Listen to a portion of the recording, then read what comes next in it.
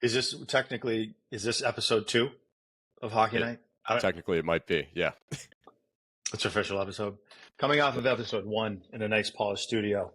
I wanted to get on, guys. This is almost like an emergency press conference because after the Panthers Bruins game 1 last night, I'm going to call it a debacle. 6-4 loss.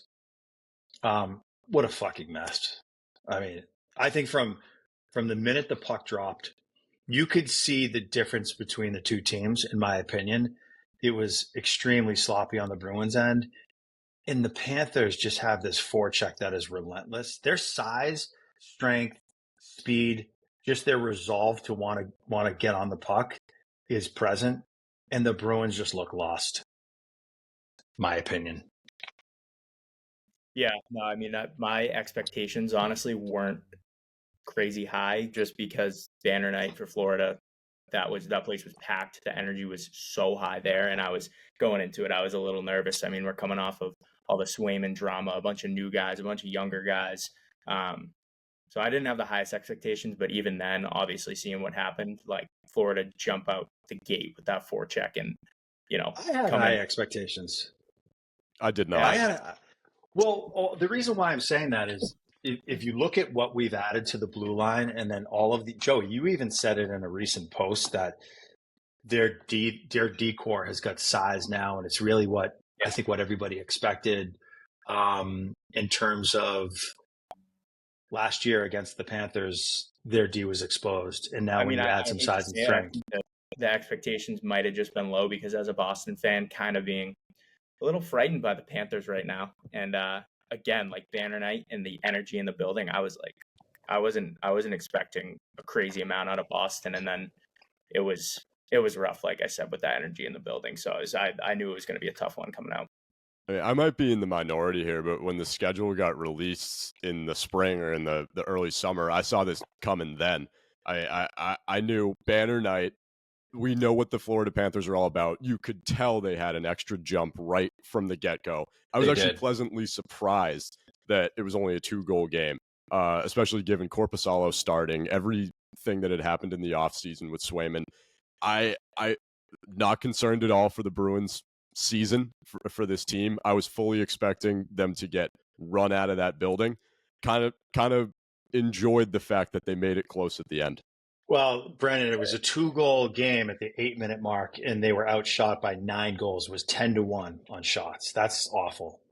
It's not good, and it's a trend that we've seen in past years. But again, I was sitting here watching the game, and the entire time saying, yeah, I mean, they just raised the cup again on their home ice. The banner just went up. I mean, you've got the entire Panthers team there, arm in arm, watching that banner go up. Like, I was getting fired up watching that building last night.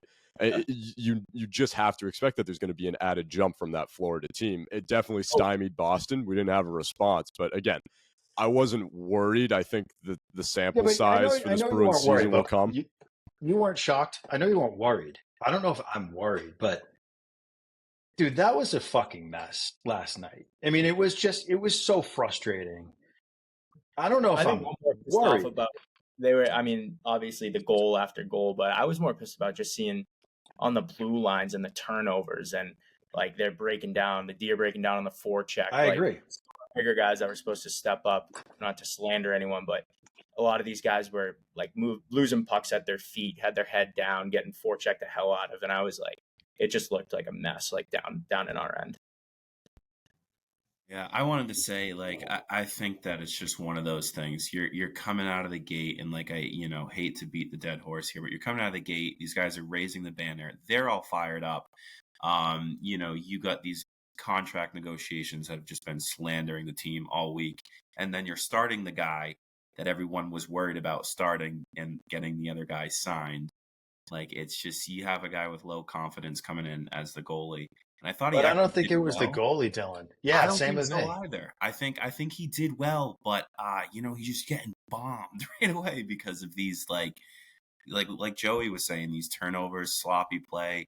There was one shift McAvoy had like early in the first period, and I think it led to either the first or the second goal where he just got like bitched around and he lost the puck behind the net. and he's getting pushed around and everything, and he was just running around, and it was like bad hockey. It wasn't Bruins hockey, but I think they have to learn how to adapt with this new team because they're the big fellas now. It's not just like run around, do what they were doing before. They have to change their style of play, and they have to be that rugged, like, don't let anyone near the net. And clearly that just didn't work last night. And I think they didn't do it. 4 tip-ins, 4 tip-in goals, 4. So that's unheard of in a game. It's not Korpisalo, but he's coming out and he's getting it wrong. He didn't help either, though. I mean, like, I'm all for not putting blame on the goalie, but let's call a spade a spade. The shorthanded goal was very weak. His rebound control on the first 2 goals, he struggled. Like, I'm not putting this whole loss on him, but I think that's a different game if Swayman's in net. I think you're going to see a different team Thursday night when he's in net. I think they're ready. I think you might. I think they're ready to rock. They're going to be at home. The Garden's going to be bumping, and Swayman's going to be in net. He's getting the nod, and they're not fucking around anymore. And that's my. Yeah, and this was the conversation that I think that a lot of us were having in the last 2 postseasons with Ullmark and Swayman. When talking about Ullmark, it wasn't necessarily he's not playing well, but Swayman was giving you saves when you needed them. And I was watching Korpisalo last night. I thought the same thing. Like, okay, these aren't soft goals per se, but we're not getting a save here. The Panthers are peppering us. He's not getting any help, but he's also not helping us. Mm-hmm. So frustrating to watch his debut. I think you guys are too easy on this team, though, because, listen, we didn't have our A goalie in. I thought, Korpisalo, like, fine. He stopped a bunch on the breakaways. Like, he did what he was supposed to do. But when you have 4 tip-in goals and the game is 6-4, that's just unacceptable. And look, yes, I understand. Okay, so you're in Florida. They're raising the banner. Gives a shit. The fucking team's got to play. I feel like these are excuses. This is the NHL. The Bruins are coming off of another good season last year, but a poor showing in the playoffs, with the exception of Game 7 Toronto win, which was a phenomenal game to be at, by the way. But I think you guys are giving the Bruins a little too much leeway, and I think that was unacceptable. You should come out with fire in your belly after that. After coming off the playoffs last year and underperforming in the playoffs and knowing that you finally get your goalie signed and that you're in their building and you can make a statement, I think it's bullshit. I think that's unacceptable. I think the energy is going to completely shift we got Montreal at home, home opener. It's going to be packed there too. And plays like, when Zadorov was trying to drop the gloves the other night, like, bigger guy, obviously people have some expectations for him coming in, looking to drop the gloves, being like I said, a hefty dude. I think like that happens at the Garden and he's able to drop the gloves and crack someone. Like, it was kind of, I don't want to say embarrassing, but when it happened, they didn't really let him go last night. And it was kind of like he was trying to prove that he was going to drop the gloves. But if that happens again, especially when they're playing at home and the fans are all into it, he's the new guy in town. I think a lot of guys, like, the fans are going to back him. The guys are going to have a lot of respect for him. You know what we need, though, Joe? I get it. Like, you know me. I know you know me, your dad. But I love when somebody is willing to drop the gloves. But I want you guys to look at Matt Tkachuk and what he brings to that Florida bench and to that locker room. I think it's undervalued in terms of what he brings to that team in terms of leadership quality. And it's not his willingness to drop the gloves. It's his willingness to be a fucking pest and a pain in the ass, which is what Marchand used to be. Yeah. And he gets under the team's skin. I think he knows how to play the Bruins perfectly. I think he gets them off their game. Stopped them with Pasta again last night. You see that? Yeah. I mean, I picked Florida to win it all last year when TBR did their pre-playoff predictions, and the thing that I was echoing throughout the whole postseason is Florida plays such a great brand of hockey, like you were saying, Joel, where they start the bullshit and they can finish it because they can rise above it. So they can draw teams into that, but they're so talented that getting in scrums after the whistles and drawing guys into dropping the gloves like Tkachuk did with Frederick, that doesn't bother their bench. That fires their bench up, which not a lot of teams can say that. Yeah, I think that's what I mean. And I think that is 95% Matt Tkachuk, and the team loves it. And the Panthers, they play into his ability to do that. But yeah, I mean, just going back, especially this Bruins team got exposed in the first period. I think on all three periods, but in the first period, just again, I'll reiterate, Florida Panthers forecheck is ridiculous. They just hem teams in the zone. It's really hard for teams to break the puck out because their size, their speed, and their tenacity is unlike, I think, any team in the NHL right now. My opinion. Maybe I'm overselling that. Well, on the flip side, I mean, I think there was I could see a lot of promise in some of these younger guys, and honestly, the whole forward core for the Bruins too. Like watching Beecher out there he had a couple good looks, some nice shots. I think he's going to be huge this season. Even Freddie tuck him one too, like Coyle, like some of these guys. It reminds me a lot of last season when they were cleaning up areas around the net, and I think there is a lot of promise there too. So I'm not super, distraught about the other night. I think there's a lot of hope for some upcoming games and these guys to make a name for themselves. Love the positivity. I think they're definitely going to make some changes, though. I mean, I want to look at off what Joel said and just said like their forecheck last night was just demoralizing in the first period, and then it was. You tie it in with Frederick going around looking for a fight. Obviously, he wants that because the Bruins are out of energy, and the energy in the building is going crazy. Their bench is fired up, as in Florida's bench. So Frederick trying to drop the gloves. There's a time and a place. Nobody on the Panthers is going to drop the gloves right now. They're rolling. They need that energy to keep going. And him to do that and come up and take the gloves off first, like that's kind of like almost like a rookie move. And, Frederick was doing that to find his place on the Bruins and get acceptance. And like, I think that yesterday, like, I love it. I'm all for the fighting in hockey, but obviously there's a time and a place. And I think he kind of jumped the gun with it. Of course, Tkachuk's going to like say yes and get him to drop the gloves and just get a stupid penalty and hopefully tuck another. And like, that's what he's good at. But for him to do that and stuff, it just looked like a clown show. Like when he took the gloves off. He had a goal last night, though. I think Frederick, he looked one. I think, again, I'm not trying to be a contrarian to you guys, but I actually think Frederick had a good night last night, right? I did too. I liked how he stepped up. The running around, I love that. And that he steps up and does it. But to take the gloves off and go after the guy when Tkachuk is known to, start it and then not drop the gloves.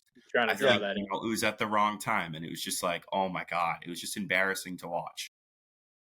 Just at that moment. Yep. No, I agree. I agree. I think there's a time and a place for it. But like, listen, sometimes when you're down by a couple goals, your team's playing like shit. Something has to change. And we all know we're all hockey players.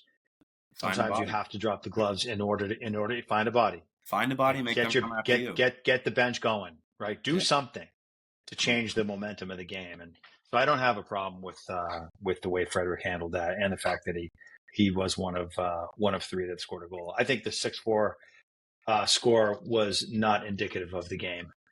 It sounds much closer than that game really was. Yeah. I think, 100%. Too, I was going to note that AJ Greer on the Panthers looking good right now. I mean, former Bruin, I kind of got my eyes on him just because I've been following him since he was on here in Boston. But dropped the gloves early in the game, had a tuck. He was looking good. That guy fires me up. Obviously. He looked pissed. Not against I thought Greer. I like the way don't you feel like Greer just has a chip on his shoulder because he's playing the Bruins? They traded him off and he's just pissed. I felt that last night. I could be making that up. No, definitely. But I agree with you. Dropped the gloves, had a good win on that fight. I would consider that a win, and then put one in the back of the net. What more can you ask for? Home opener, new team. He looked good.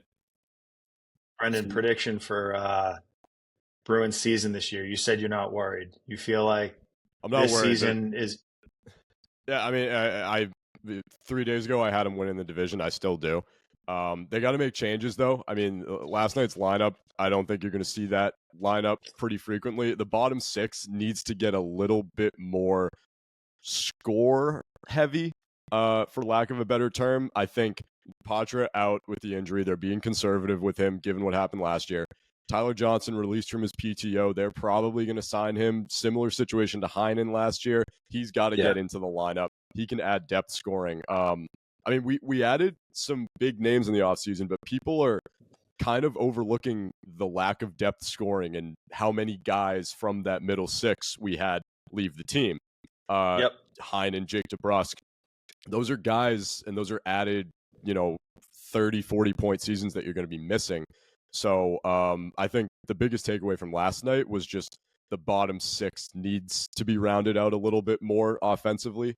But I'm still not changing anything. I think Florida's going to have a hangover year. I think it's just in the cards for them. They looked good last night. I think they're going to be humbled as the year goes on. They're definitely not as complete of a team as they were last year. I still got Boston taking the division. It'll take some time. We have a tough schedule. Oh, yeah, for sure. We got Florida twice in 1 week, so it's a tough start. But who cares about making the division, winning the division? How's that done for us too? Like, let's talk about playoffs. I mean, are they going deep in the playoffs this year? We can talk about it. That's what a prediction is, though. Oh yeah, right. I think this team is a playoff heavy team. I think Neely was like, I'm sick of getting bitched around in the playoffs, and I think he went and assembled a lineup similar to 2011 and was like, let's see these guys get pushed around in the playoffs. I gotta shut my window. Let's hurt some people. Well, I don't know. What do you think, Brendan? I think if contending team here. Yes, absolutely. I think this is probably if you look at Boston Bruins' recent teams just on paper, this is probably the one that's most built for a cup run. If you look at the additions of Lindholm and Zadorov and now locking Swayman up. That being said, the Atlantic is stacked. The Metro is going to be real tough. It's a lot harder to come out of the East than it is the West currently. I think if there's any year that they can... Rangers in the Metro, Devils, Hurricanes. I mean, those are teams that the Bruins have struggled with. And then you look at our own division. Toronto is knocking on the doorstep. If it's not us, it'll be somebody else that they eventually knock off. Florida is going to be great for years to come. Tampa's not done. I mean, they got deeper in the offseason as well. So definitely tough for the Bruins. But I think that with the money that they spent in the offseason, they should be at least a conference finals lock. I mean, we'll have to see what the season holds, but on paper, that's what that team breeds to me. All right, well, let's start with let's see what they do Thursday night against the Montreal Canadiens. By the way, speaking of a absolute disappointment the Canadiens have been over the last several years, that city must be going crazy right now. They're so bad. They're just so unfun to watch. But let's see what they do Thursday night. Bruins home opener against Canadiens, 7 o'clock puck drop, and we better see a different team. I know the Bruins must feel the same way. Remains to be seen. Maybe we'll be talking about this on Friday, and hopefully we're talking about a win and a much different brand of hockey. Agreed. 100%. All right, guys. That's I think that's a wrap for episode 2.